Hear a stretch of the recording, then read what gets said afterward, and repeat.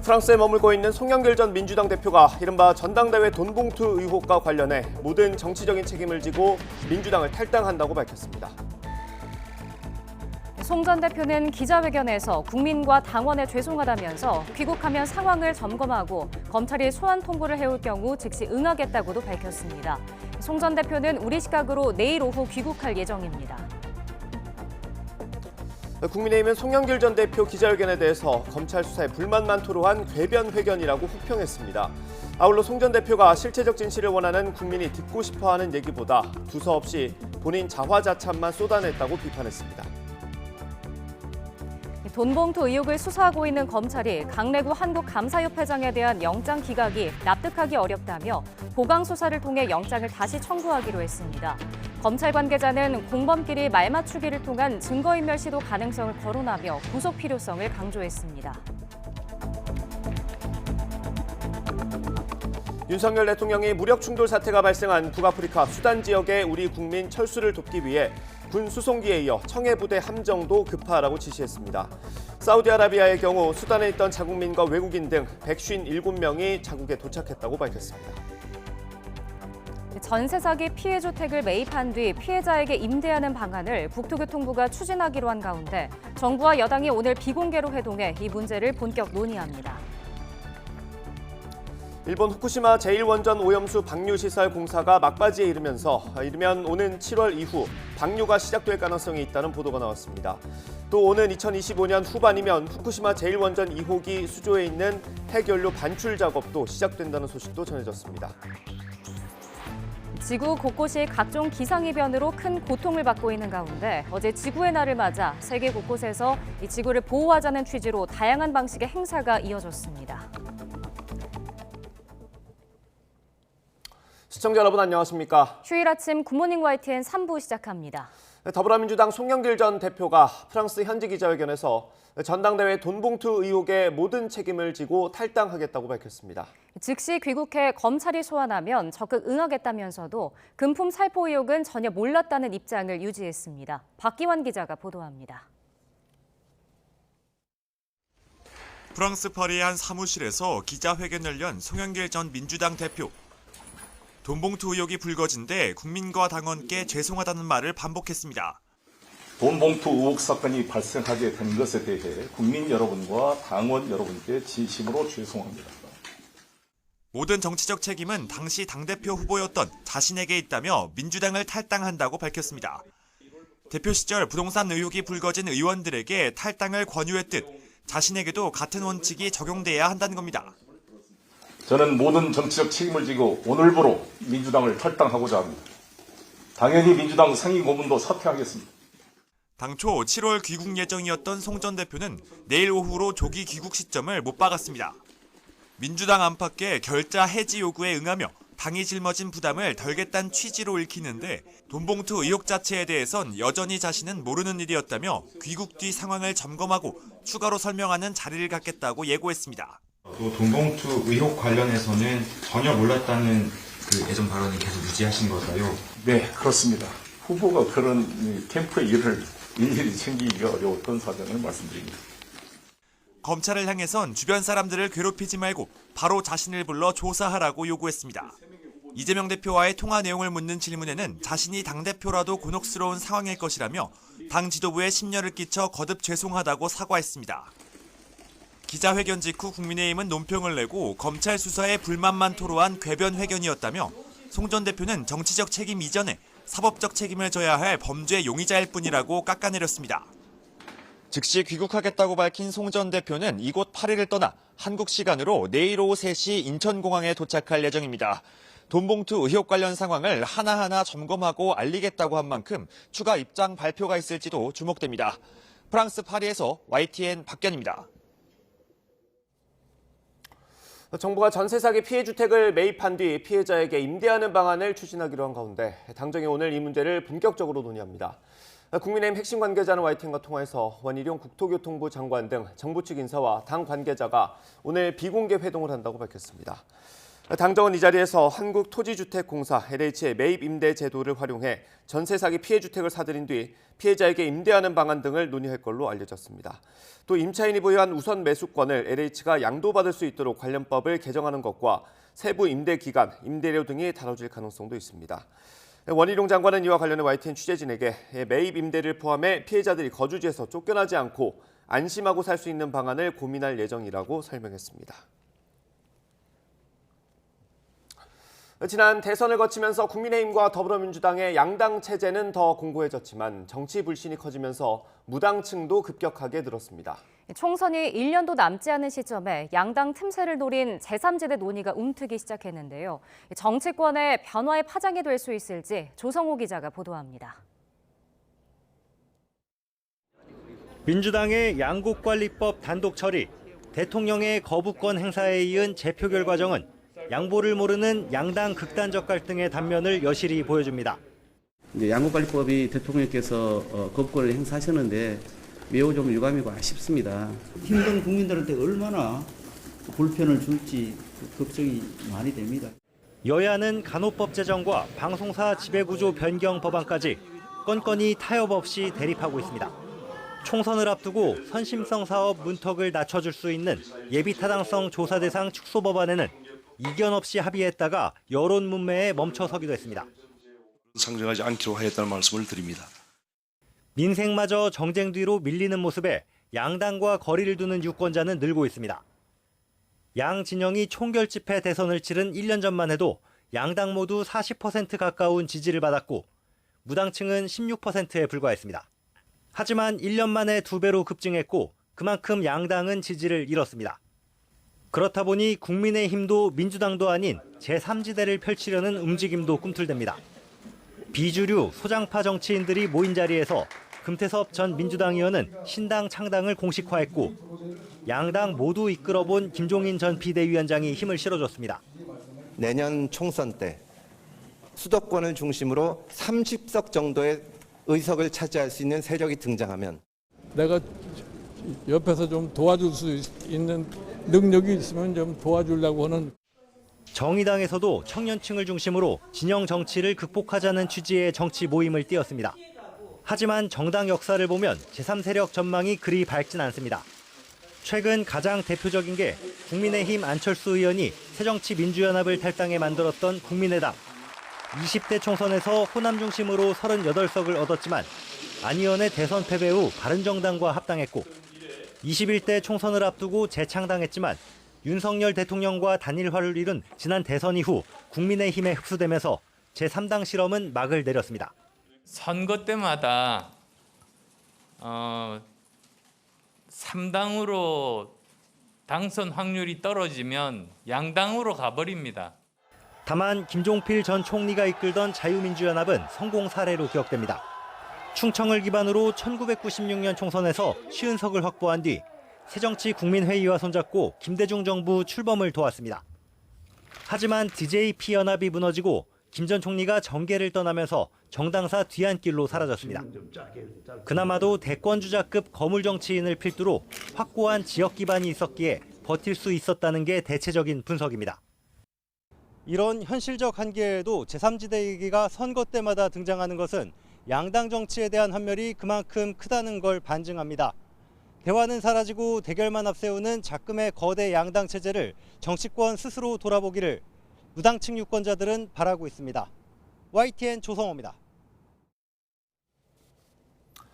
국민권익위원회 전현희 위원장과 차관급인 부위원장들이 잇따라 충돌하며 파열음을 내고 있습니다. 위원장 발언에 대해 부위원장들이 이례적으로 반박 성명을 내는가 하면 최근엔 위원장이 보고 똑바로 하라며 직무 명령까지 내렸습니다. 보도에 이승배 기자입니다. 지난달 말 감사원장 관사에 대한 신고가 권익위에 접수되자 전현희 위원장은 SNS에 직무 회피 신청을 했다고 밝혔습니다. 관련 부서 검토 결과 법적 의무는 아니지만 불필요한 오해를 막기 위해서라고 설명했습니다.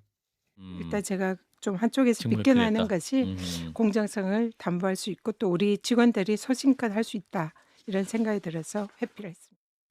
그러자 부위원장들이 이례적으로 반박 공동 성명문을 냈습니다. 위원장이 감사원장을 공수처에 고소했고 전직 민주당 국회의원이기 때문에 회피 의무가 있다고 주장했습니다. 그러면서 위원장의 말은 권익위 공식 견해가 아니라고 못 박았습니다. 야당에선 콩가루 집안이다, 정치 투쟁을 하는 거냐며 맹공을 퍼부었습니다. 이게 무슨 콩가루 집안도 아니고 이게 어떻게 이런 일이 가능합니까? 이게 심각한 공직기강 문란 아닌가요? 위원장인데 지금 정치 행위를 하고 있는 거예요.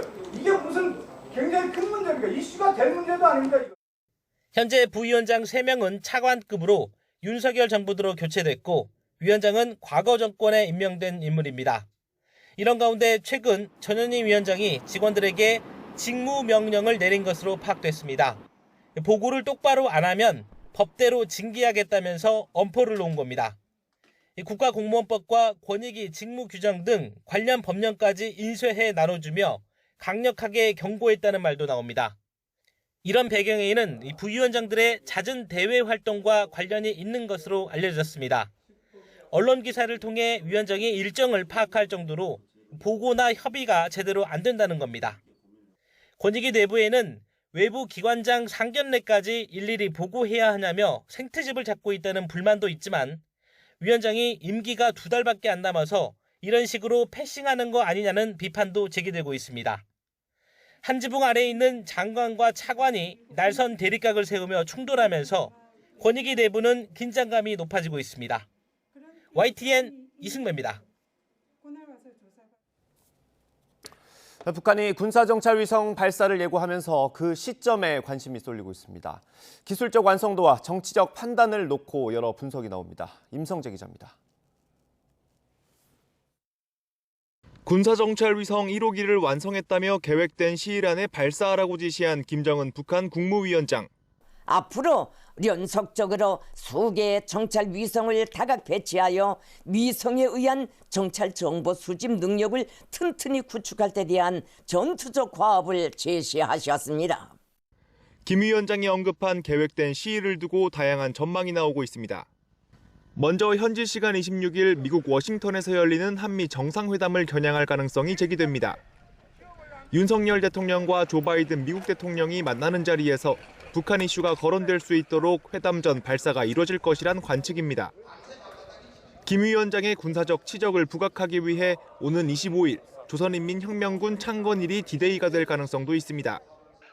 북한 김정은의 직접 지시고 지난 21년 8차 당대회 때도 확인된 것이기 때문에 올 4월에 발사될 가능성이 여전히 크긴 합니다만 역시 반드시 성공을 하기 위한 기술적인 준비가 돼야 되는 것이 가장 큰 변수다라고 생각합니다. 이번 달 정찰 위성을 발사하는 게 현실적으로 어려울 것이란 전망도 나옵니다. 300kg 이상으로 추정되는 인공위성 무게에 맞는 새로운 발사체를 준비하고 정찰 위성이 제 기능을 하기 위해 필요한 0.5m 해상도와 송출 체계까지 완성도 있게 구현하려면 좀 더 신중을 기할 수밖에 없다는 분석입니다. 정찰 위성 발사를 기정사실화하긴 했지만 만약 실패할 경우 입을 정치적 타겟 등을 고려하면 기술적 완성도를 최대한 과시할 수 있는 조건과 환경을 만든 뒤에 발사할 것으로 예상됩니다. 적법한 위성 발사라는 점을 강조하기 위해 필수적인 국제해사기구 IMO 통보가 이뤄지지 않았다는 점도 이 같은 분석에 힘을 싣습니다. 군은 북한의 발사 동향을 추적 감시하고 있지만 현재는 설명할 사안이 없다고 밝혔습니다. 하지만 북한의 정찰 위성 발사가 정해진 수순이란 점에는 이견이 없는 상황. 연이은 핵미사일에 이어 북한이 상대국의 움직임을 정교하게 살필 수 있는 정찰 위성까지 운용하게 된다면 한미엔 더 치명적인 위협이 될 수밖에 없습니다. YTN 임성재입니다. 북한의 인권 문제는 북핵 위협과 별개 사안이 아니어서 북한 인권 개선과 비핵화를 동시에 추구하고 있다고 미국 정부 당국자가 밝혔습니다. 정박 미 국무부 동아태 부차관보 겸 대북특별부대표는 전략국제문제연구소가 주최한 컨퍼런스에서 북한 정권이 주민이 필요한 자원을 핵무기 개발에 사용한다는 점에서 인권을 대량 살상무기 프로그램의 필수적인 부분으로 본다고 밝혔습니다. 그러면서 김정은 정권이 인권에서 진전을 보인다면 북한이 비핵화에 대해서 진지하다는 중요한 신호로 볼 거라고 말했습니다.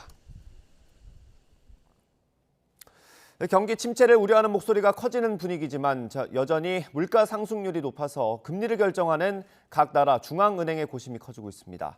주요국 가운데 가장 먼저 기준금리를 동결한 우리 한국은행도 마찬가지입니다. 조태영 기자가 보도합니다. 국제통화기금 IMF는 최근 올해 세계 경제 성장률을 2.8%로 전망했습니다. 지난해 3.4%를 밑도는 수준으로 지난 1월 전망치에서 또 한 번 낮춰 잡은 겁니다. 특히 5년 뒤 성장률을 뜻하는 중기 성장률은 3%로 제시했습니다. 이는 관련 보고서를 작성하기 시작한 1990년 이후 가장 낮은 수치입니다. 평년 성장률이 3.5% 수준입니다. 그럼 이제 3.5% 수준도 채 안 된다. 그럼 이제 경기 둔화. 그리고 3%도 채 안 된다. 그럼 이제 경기 침체. 이렇게 좀 어느 정도 가늠하시면 좋겠고요. 경기는 식어가는데 고물가는 여전합니다. 미국의 지난달 소비자 물가 상승률은 5%로 9개월 연속 둔화 추세를 이어갔지만 식료품과 에너지를 제외해 물가의 기조적인 흐름을 보여주는 근원 물가 상승률은 오히려 2월보다 상승했습니다. 근원 물가 오름세가 쉽게 꺾이지 않는 건 우리나라도 마찬가지입니다. 여러 요인을 고려할 때 저희가 근원 물가가 일반 소비자 물가보다는 좀 더 천천히 떨어질 것으로 예상하고 있습니다만 연말에는 그래도 3% 정도 수준으로 가지 않을까 지금 저희들이 기대하고 있습니다. 여기에 원달러 환율까지 골칫거리입니다. 지난 2월 1220원대로 하락했던 원달러 환율은 어느덧 1300원을 훌쩍 넘어선 상태입니다. 주요 중앙은행 가운데 가장 먼저 기준금리 동결을 선택한 한국은행으로선 고심이 커진 셈입니다. 기준금리를 더 올리자니 경기 타격이 우려되고 금리 동결을 이어가자니 환율과 물가가 걱정이기 때문입니다. 경기 상황에 따라서 연내 내지는 내년 상반기에 금리를 낮춰야 된다는 건데 어쨌든 통화정책의 방향이 물가에서 지금은 경기와 금융 안정으로 완전히 이제 턴했다라고 이제 볼 수 있습니다. 일단 기준금리를 연 3.5%로 당분간 유지할 가능성이 크지만 원달러 환율이 1,400원대까지 치솟거나 물가 오름세가 예상대로 잡히지 않는다면 추가 인상을 검토할 것이란 전망이 나옵니다. YTN 조태현입니다. 미국에 이어 유럽연합, EU까지 지역 내에서 반도체를 생산하겠다며 대규모 자금 투입 계획을 밝혔습니다. 반도체 중요성이 커지면서 생산시설 확보 경쟁이 뜨거워지고 있는 건데 국내 기업들은 시스템 반도체 분야에서 새로운 경쟁자를 맡게 됐습니다. 보도에 박홍구 기자입니다. 유럽연합 EU는 전체 반도체 수요의 20%를 차지하는 세계 3위 소비시장입니다. 미국과 중국 다음으로 큽니다. 하지만 영내에서 생산하는 반도체는 9%에 불과합니다. 독일의 인피니언이나 네덜란드의 NXP 등 시스템 반도체 회사들은 타이완의 TSMC 같은 파운드리 업체에서 반도체 대부분을 조달해왔습니다. 주로 차량용 반도체인데 앞으로는 영내에 파운드리 공장을 유치해 2030년까지 반도체 점유율을 20%까지 높이겠다는 게 EU의 구상입니다. 반도체 자급자족을 목표로 430억 유로, 우리 돈 약 62조 원을 보조금이나 세제 혜택 등의 형식으로 투입하겠다는 겁니다. 차량용 반도체 이외에 시스템 반도체 생산을 늘릴 것 같습니다. 즉 반도체 생태계에서는 파운드리 사업부를 강화하는 계획으로 보여집니다. 이미 유럽의 생산시설 건립을 추진하고 있는 TSMC와 인텔의 계획은 탄력을 받을 가능성이 큽니다. TSMC는 독일 드레스덴의 차량용 반도체 공장 건설을 논의 중이고 인텔은 880억 달러 유럽 투자 계획의 일환으로 독일 마르데부르크에 공장을 짓기로 한 상태입니다.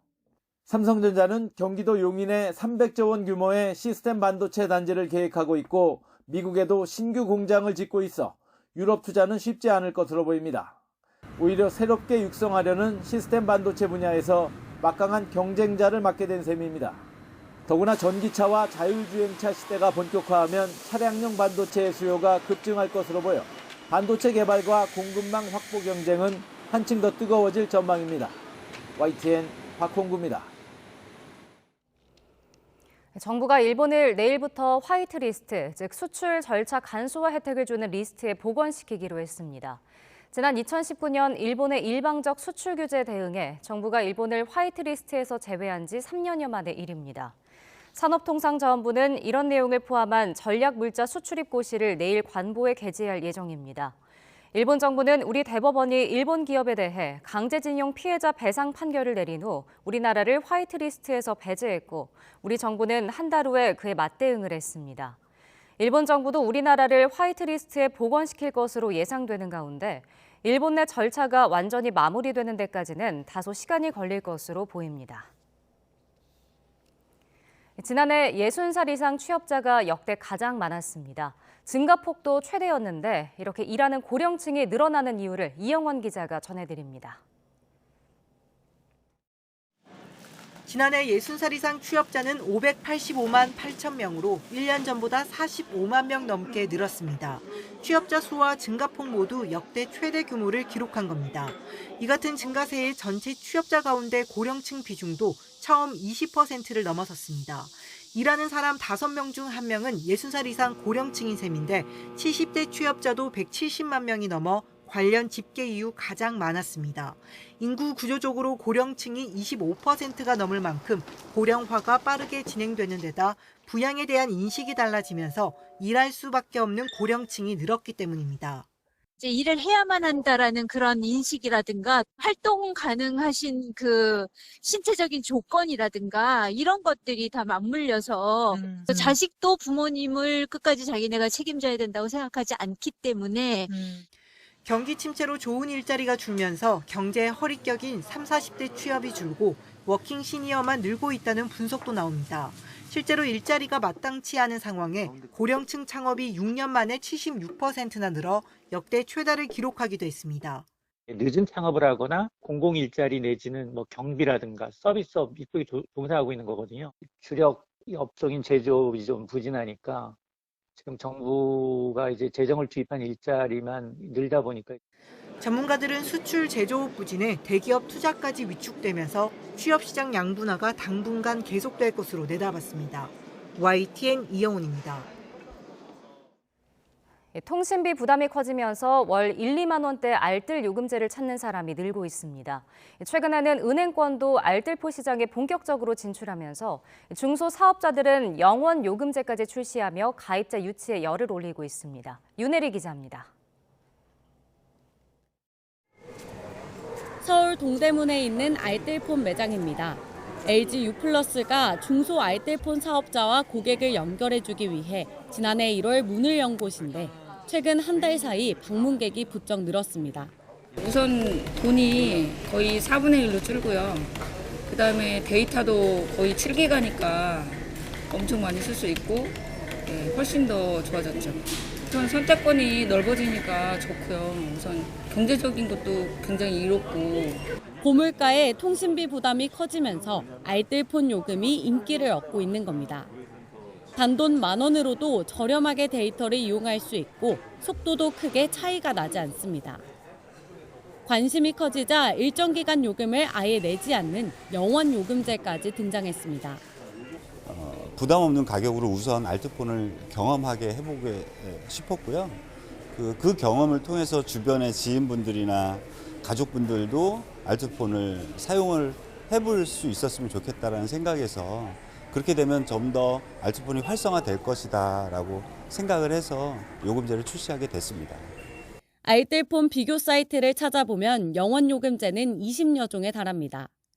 적게는 2에서 3기가부터 많게는 15기가까지 다양한데 중도의 계약을 해지하면 할인받은 요금을 반환해야 합니다. 중소 알뜰폰 사업자들이 이렇게 파격적인 할인 경쟁에 나서고 있는 건 통신 시장을 뒤흔들 매기의 등장 때문입니다. 최근 KB 국민은행의 리브엠이 정식 사업 승인을 받으면서 자본력을 갖춘 은행권이 알뜰폰 시장에 진출하려는 움직임도 빨라지고 있습니다. 알뜰폰 요금제는 약정 기한이 없어 고객들이 원하면 언제든지 다른 통신사로 갈아탈 수 있는데 중소사업자들에게 영원 요금제는 일정 기간 가입자를 묶어둘 생존 전략입니다. 리브 모바일이나 토스 모바일이나 이런 대형 사업자군에서 알뜰폰 시장에 이제 뛰어들므로써 이제 중소사업자들 입장에서는 어떤 돌파구를 찾아야 되는 입장에 있다 보니까 정부는 통신비 부담 인하와 시장 경제 활성화를 위해 알뜰폰 시장을 적극적으로 육성하고 있습니다. 가입자 수는 올해 1월 1,300만 명을 넘어서 전체 이동통신망 점유율 17%를 차지할 정도로 빠르게 성장하고 있습니다. 기존 통신사들도 알뜰폰 시장의 가입자를 뺏기지 않기 위해 5, 6만 원대 중저가 요금제를 출시했습니다. 사실상 독과점이나 다름없어 소비자들의 다양한 요금 선택권을 보장하지 못했다는 비판을 받아온 통신시장. 알뜰폰 시장이 커지면서 앞으로 가입자 유치를 위한 통신비 인하 경쟁은 더 치열해질 것으로 보입니다.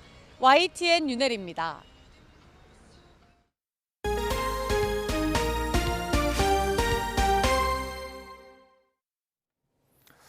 민주당 주도로 간호법 제정이 추진되는 가운데 조기홍 복지부 장관이 중재에 나섰습니다.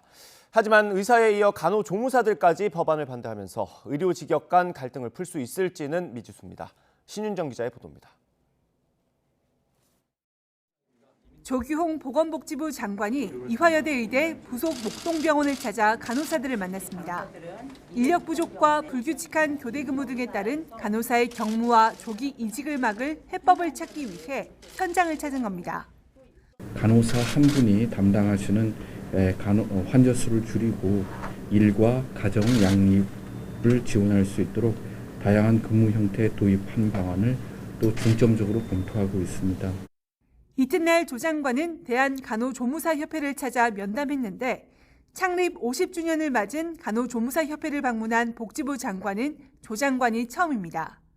그러나 조 장관의 간호업계 달래기 행보에도 간호법 제정안의 국회 본회의 표결을 앞두고 전선은 더욱 확산하는 양상입니다.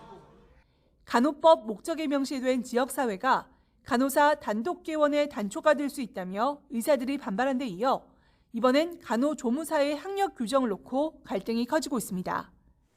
간호조무사들은 특성화고 졸업자와 사설 간호학원 수료자로 규정하고 있는 점을 문제 삼고 있습니다. 사람의 생명을 간호하는 간호조무사는 고졸, 사설학원으로 제한해놓고 전문대의 양성의 길을 법으로 막고 있습니까? 그러면서 간호법이 국회를 통과하면 의사들의 휴직 여부와 관계없이 먼저 총파업에 나서겠다며 강경한 입장으로 선호했습니다. 반면 간호협회는 물론 간호조무사 양성 교육기관들까지 나서서 간호조무사의 학력 규정을 올리면 간호조무사 교육체계의 근간을 흔들 거라며 반발하고 있습니다. 여기에 응급구조사협회 등 의료계 소수 직역에서도 간호법은 간호사들이 다른 직종이 하는 일을 할 수 있게 하는 근거가 될 거라며 반대하고 있습니다. 결국 고령화 시대의 간호서비스 일자리를 놓고 다양한 직역 간 물러설 수 없는 강대강 대치가 국민 건강과 안전을 담보로 이어지는 건데 상생을 위한 해법과 타협이 절실해 보입니다. YTN 신윤정입니다. 최근 단돈 1,000원이면 아침밥을 먹을 수 있는 대학들이 늘고 있습니다. 이른바 1,000원의 밥상 사업인데 이걸 맞벌이 가정 아이들에게 확대한 지자체가 있습니다. 새로운 복지 모델이 될 수 있을지 주목됩니다. 강민경 기자가 취재했습니다. 이른 저녁 시간, 어린이들의 식판 가득 맛있는 음식이 담깁니다. 등갈비에 볶음밥, 감자튀김까지. 서울 노원구 초등학생이라면 누구나 와서 먹을 수 있는 푸짐한 한상은 단돈 1,000원. 지난 2020년부터 맞벌이 부부를 위해 초등학생 식당을 운영해온 노원구청이 지난 2달 사이 한 끼 밥값을 2,500원 내린 겁니다. 밥을 먹는 어린이도 믿고 보내는 학부모도 만족도가 무척 높습니다. 엄마가 해주는 것보다 너 여기 와서 많이 먹고 싶어요. 누구나 부담 없는 1,000원이라는 가격을 가지고 아이들 이렇게 식사 이렇게 영양소 골고루 이렇게 잘 마련해 주셔서 친환경 무농약 식재료로 만든 저녁 식사 한 끼의 단가는 8,000원. 노원구는 이 가운데 3,000원을 부담하게 됩니다. 올해 7월까지 쓸 예산 3천만 원을 추가로 책정해뒀는데 여기서 예산을 더 늘려도 충분히 감당할 수 있는 수준이라는 게 노원구의 설명입니다. 다른 사업에 비해서 그렇게 많은 돈이 들어가지 않을 거라고 판단해서 좀 좋은 효과를 내는 게 아닌가 싶습니다. 대학가에서 시작된 이른바 1,000원 밥상은 폭발적 호응을 얻으며 사회 전반으로 퍼지는 분위기입니다. 농림축산식품부는 올해 1,000원의 아침밥 지원 사업 대상을 69만 명에서 150만 명으로 늘렸고 전라남도에선 여수산단 등의 비정규직 노동자들을 위해 조식 지원센터를 세우는 방안을 검토하고 있습니다. 대학가를 넘어 어린이들과 일반 시민으로까지 혜택의 폭을 넓혀가는 1,000원 밥상. 고물가 시대에 새로운 복지 모델로 자리매김할 수 있을지 관심이 쏠립니다. YTN 강민경입니다. 인천에는 죽음의 스쿨존이라고 불리는 곳이 있습니다. 그만큼 위험하다는 얘기인데 그 원인으로 지목된 게 화물차였습니다. 그래서 2년 전부터는 화물차의 통행을 아예 제한했습니다. 지금은 안전해졌는지 그 현장을 취재했습니다. 김다영 기자입니다. 인천 초등학교 앞. 재작년 길을 건너던 초등학생과 자전거를 타던 60대 남성이 화물차에 치여 숨졌습니다. 학교 근처에 인천 항만이 있어 화물차 수백 대가 다니던 곳이었습니다. 죽음의 스쿨존으로 불리는 이유입니다. 경찰은 재작년 9월부터 하교 시간인 오후 1시부터 4시까지 화물차 통행을 제한하기로 했습니다. 2년이 지난 현재 상황은 어떨까? 하교 시간에 맞춰 가봤더니 여전히 학교 앞 횡단보도에는 대형 화물차가 1분에 한 대꼴로 지나가고 있었습니다. 경찰관, 통행지도 도우미까지 배치돼 안전관리에 나섰지만 학부모들은 마음을 놓을 수 없습니다. 아이를 픽업하러 와가지고 기다리다 보니까 너무나 큰 트레이너 큰 트럭이 막 지나가니까 그 철끄덩철끄덩 하고 지나갈 때마다 가슴이 철렁철렁 내려앉는 거예요. 특히 지방에서 올라온 화물차 기사들은 이곳이 통행 제한 구역이라는 사실을 모르는 경우가 많습니다. 범칙금 7에서 9만 원을 내기가 일쑤입니다. 내비 찍고 오다가 알게 된 거고 단속 걸리니까 이거구나라고 아는 거고 표시판이나 바닥에 있다던가 그런 게 아무것도 없다 이거요. 또 일부 화물차들은 영업소가 학교와 아주 가깝게 위치한 탓에 우회로를 이용하지 못하고 어쩔 수 없이 이곳을 지나가는 경우가 있습니다. 경찰은 이런 차주에게 통행 제한 면제권을 부여해 제한 조치 이후에도 화물차 운행이 여전히 이루어지고 있는 겁니다. 전문가들은 화물차 통행 제한 조치에 더해 구조적인 변화가 필요하다고 지적합니다. 6개월을 이제 설치를 해서 6개월을 이용할 수 있게끔 하는 방안도 있을 수 있을 것 같아요. 지금 사고가 많이 나니까. 장기적으로는 공장으로 둘러싸인 학교를 인근 주거 지역으로 옮기는 방안도 고려할 필요가 있다고 조언합니다. YTN 김다현입니다. 무전 취식 신고를 받고 출동한 경찰에게 흉기를 휘두르며 위협한 50대 남성이 경찰에 붙잡혔습니다. 경기 수원 남부경찰서는 특수 공무집행 방해 혐의로 50대 남성 A씨에 대한 구속영장을 신청했습니다. A씨는 그젯밤 9시쯤 경기 수원시 권선구에 있는 식당에서 술에 취한 채 음식값을 내지 않겠다고 소란을 피우다가 신고를 받고 출동한 경찰을 흉기로 위협한 혐의를 받습니다. 편의점에서 흉기로 업주를 협박한 외국인 남성이 경찰에 붙잡혔습니다. 전북 부안경찰서는 강도 혐의로 튀르키예 국적 30대 A씨를 붙잡아 조사하고 있습니다. A씨는 어제 오후 2시쯤 전북 부안군의 한 편의점에 흉기를 들고 들어가 업주를 협박한 혐의를 받고 있습니다. A씨는 편의점에 다른 손님이 들어오자 밖으로 달아났습니다. 신고를 받고 출동한 경찰은 CCTV 분석 등을 통해 범행 2시간여 만에 A씨를 붙잡았습니다. 어젯밤 10시 50분쯤 경상남도 창원시 마산하포구 구산면에 있는 야산에서 불이 나 1시간 50분 만에 꺼졌습니다. 다친 사람이나 시설 피해는 없었습니다. 산림당국은 주택에서 난 불이 뒷산으로 번진 것으로 보고 피해 면적을 조사하고 있습니다. 엠폭스 환자가 발생하면 그 환자와 접촉한 정도가 높은 주변인은 백신 접종을 권고받습니다. 하지만 실제 접종은 저조한 것으로 나타났습니다. 고위험군이 진료와 신고를 기피하지 않도록 사회적 배려와 인식 개선이 필요하다는 지적입니다. 보도에 김평정 기자입니다. 엠폭스에 대한 예방 백신은 진네오스가 있습니다. 3세대 두창 백신으로 미국과 유럽에서 엠폭스 예방용으로도 허가됐습니다. 4주 간격으로 2번 접종해야 하고 국내에는 만회 분량, 즉 5,000명분이 들어왔습니다. 이 백신은 바이러스에 노출되기 전과 후 모두 접종 가능한데 지난 10일까지 국내에서 접종한 126명 가운데 의료진과 역학조사관 등 125명이 노출 전 접종을 받았고 노출 후 접종자는 1명에 그쳤습니다. 밀접 접촉으로 전파되는 엠폭스의 특성 때문에 역학조사에 어려움이 가중되고 또 신상 노출 등의 우려도 작용하는 것으로 보입니다. 감염원에 대해서 저희가 이제 추적을 하고 있는데 익명의 특성으로 인해서 그 상대방을 좀 특정하기가 어렵고 미국 등에서 일부 효과를 봤던 고위험군을 대상으로 한 선제적 예방접종 전략은 아직은 고려되고 있지 않습니다. 인권 보호라든가 아니면 낙인의 예방이라든가 이런 측면에 있어서 조금 더 검토할 부분들이 있지 않나 저희가 생각을 하고 있습니다.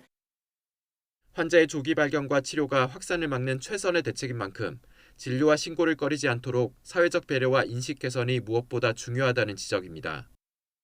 모든 감염병 관리의 핵심은 감염되신 분들이 잘 발견되고 신고되고 치료받으실 수 있어야 되거든요.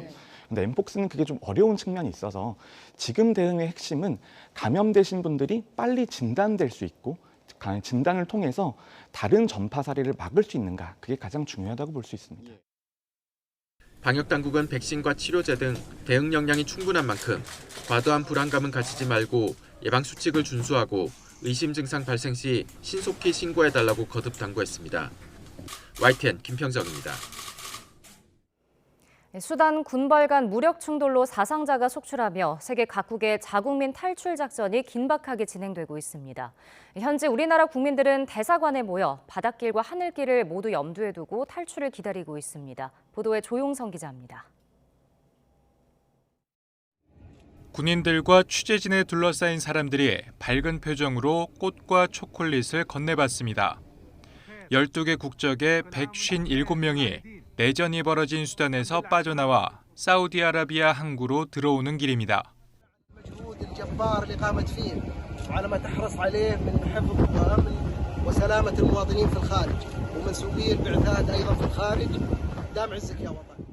수단에 있는 우리나라 국민 28명은 수도 하르툼의 대사관에 모여 배편과 비행기 편을 두고 검토하는 것으로 알려졌습니다. 앞서 우리나라 공군 수송기가 인근 국가 지부티의 미군 기지로 간 데 이어 소말리아 해역의 해군 청해부대도 수단 인근으로 급파됐습니다. 세계 각국과 유엔도 군벌 양측이 안전보장 요청을 받아들인 직후 자국민과 직원들 철수에 속도를 내고 있습니다. وهم طلبوا تسهيل إخلاء رعاياهم ووعدناهم بالقيام بالإجراءات الضرورية لتأمين وخروج رعاياهم خروج.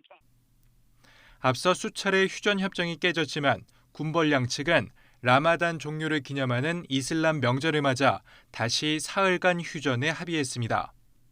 하지만 교전이 산발적으로 이어지면서 여전히 위험한 상황입니다. Like other three ceasefires, the situation on the ground is still difficult.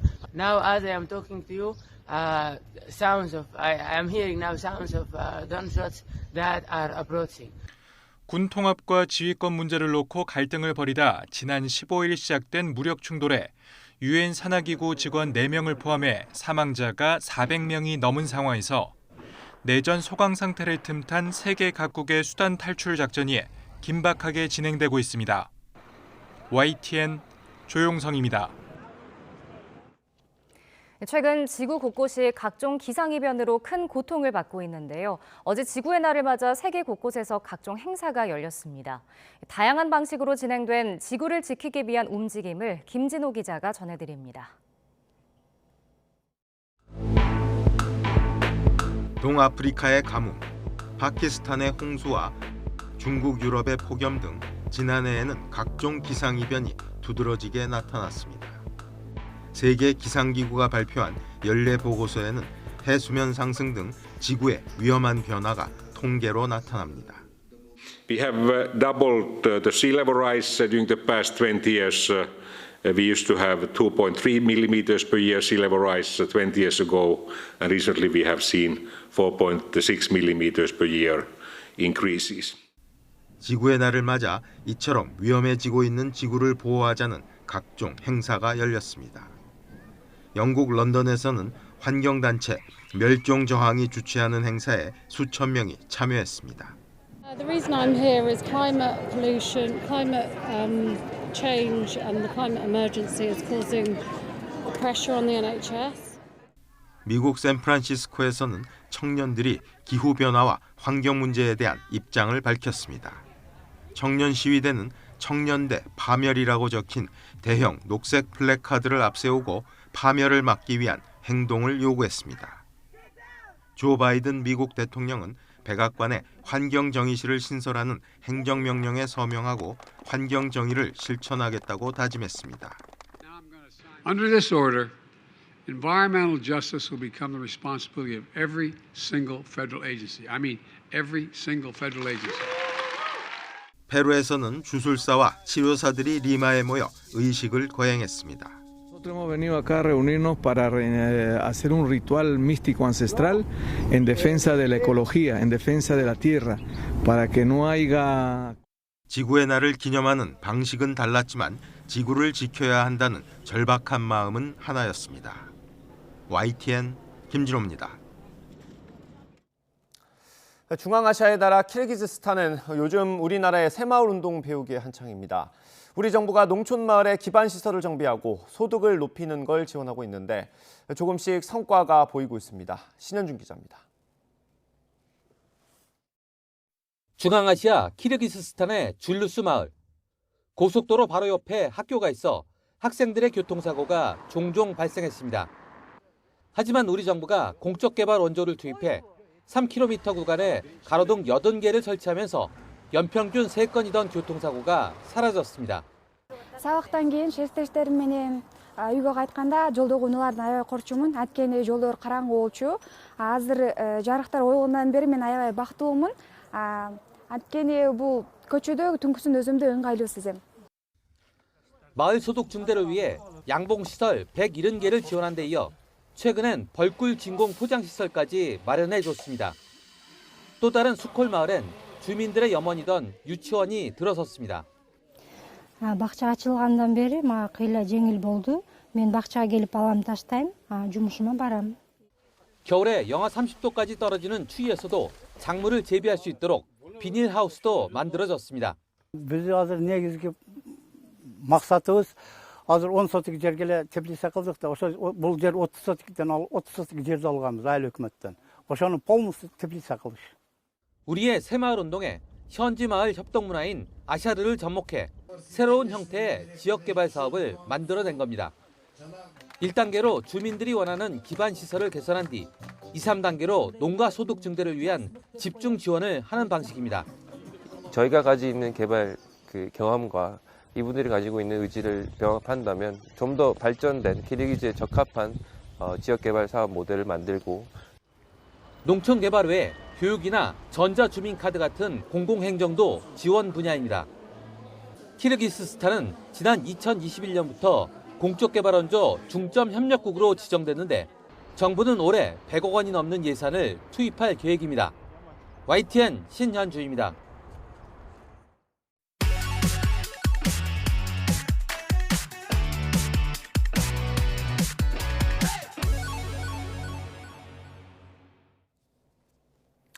새로운 농업 기술이나 건강한 먹거리를 전해드리는 신농업 비즈니스 시간입니다. 오늘은 500년 넘게 맥을 이어온 전통주 명인을 만나봅니다. 오점공 기자입니다. 봄꽃이 절정으로 향하는 봄날. 식품 명인 박준민 씨가 지난해 만든 맷돌 모양의 누룩을 살펴보고 있습니다. 안진뱅이 토종밀로 만들었어요. 그래서 이제 바람 통하거나 이런 것 때문에 자칫 잘못하면 썩어요. 그래서 여기를 좀 이렇게 얇게 만든 거예요. 신라시대 최치원이 즐겨 마셨다는 전통주. 지금은 충북 무형문화재로 지정돼 있는데 함양박씨 종갓집 후손인 박준미 명인이 그 맥을 잇고 있습니다. 저분이 몇 대예요? 18대세요. 제가 19대. 그러면 역사적으로 보면 몇 년 정도 된 거예요? 한 570여 년 정도 됐습니다. 전통주는 충북 지역에서 생산되는 쌀만 사용합니다. 여기에 지역 특산물인 인삼과 지황, 당귀, 하수오 등 10여 가지 한약재가 들어가서 약술로도 불립니다. 네, 이곳이 술 익는 방이라고 하는데요. 다 빚은 술은 이곳에서 3일 25일가량 세 차례에 걸쳐서 발효 과정을 거치게 됩니다. 이후에 100일가량의 숙성을 거치면 전통주가 완성됩니다. 요건 지금 막걸리고요. 탁주라고도 하고 이제 한 2주 이상 지나면 탁했던 술이 이제 맑아져요. 예. 그걸 다시 이제 여과시키면 그걸 약주라고 하고요. 약주라고 하고. 과열을 해서 예. 그렇게 해서 이제 뽑아내는 게 이제 전통 소주. 네네. 주로 명절이나 기념일 등의 선물용 주문이 많은데 최근에는 젊은 세대에도 조금씩 알려지면서 매출이 해마다 30% 이상 늘고 있습니다. 작년부터 벤처 육성 농산업체로 선정하여 지원하고 있는 업체입니다. 예. 지역의 농산물을 활용함으로써 농가의 소득 증대뿐만 아니라 지역 경제 활성화에도 도움이 된다고 보고 있습니다. 30대 후반의 건축 디자이너에서 전통주로 인생의 방향을 튼 박준미 명인. 명인의 다음 목표는 발효 카페와 체험, 전시실 등을 만들어서 전통 문화의 저변을 더 확산시켜 나가는 겁니다. YTN 오정권입니다.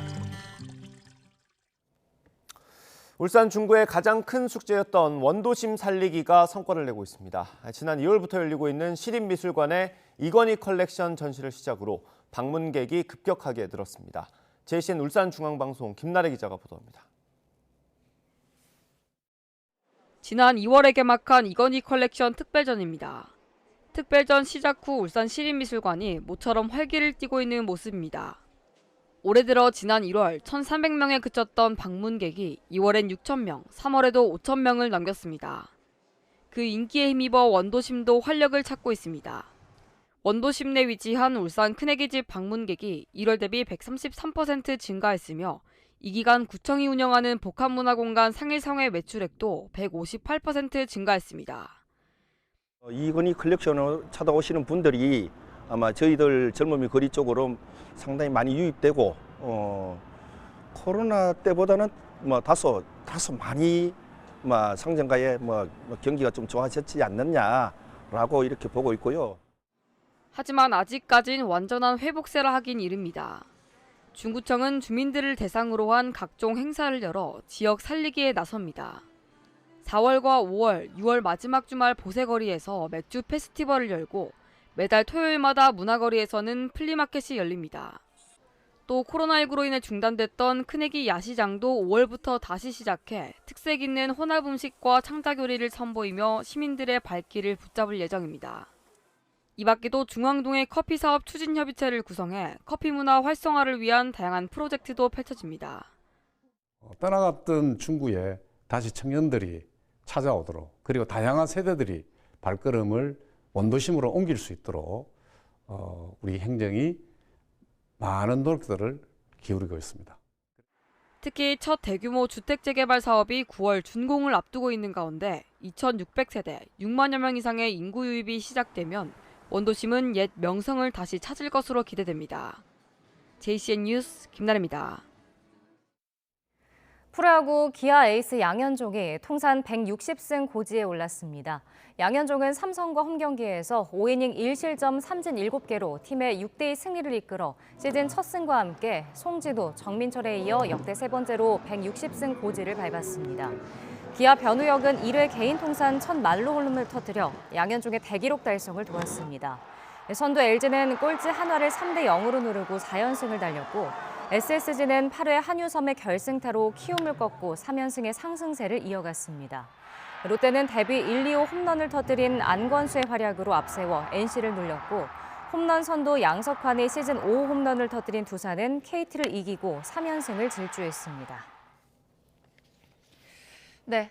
수도권은 대기질이 보통이지만 충청과 남부는 여전히 황사가 남아 있습니다. 이 지역을 중심으로 미세먼지 주의보와 경보가 이어지고 있는데요. 오늘 수도권은 대기가 양호하겠지만 영동과 충청, 남부지방은 공기가 탁하겠습니다. 외출하실 때 KF80 이상의 미세먼지용 마스크 착용해 주시길 바랍니다. 중부를 중심으로 건조주의보가 다시 내려졌습니다. 바람도 다소 불어서 작은 불씨가 큰 불로 번질 수 있는 만큼 불조심해 주시길 바랍니다. 현재 기온은 서울이 11도, 부산이 12.3도고요.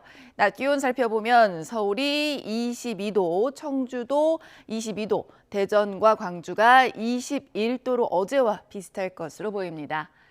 황사는 내일 오후부터 사라지겠고 화요일에는 전국적으로 비 예보 들어있습니다. 날씨였습니다.